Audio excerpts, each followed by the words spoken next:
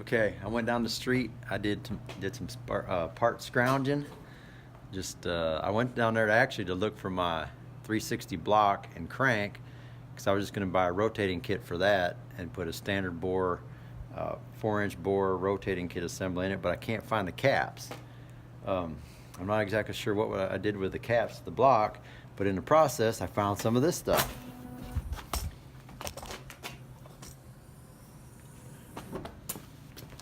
Let's see here. All kinds of bins and bolts and clips and all kinds of stuff in there. Fan. I'm not sure how many CFM this fan is, but I had it on my 360 when I had it pro-charged.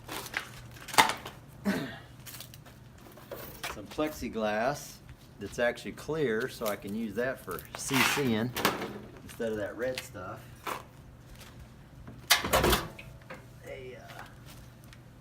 Let's see.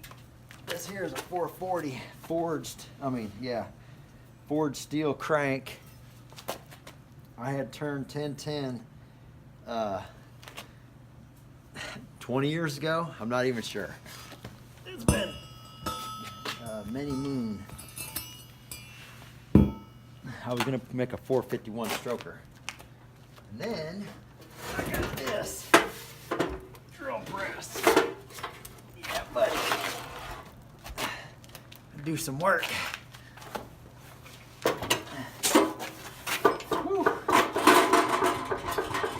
Here be a low deck Edelbrock TM6 intake manifold that I plan to use in my big block when I build it, but man, after looking at it, I need to block these off.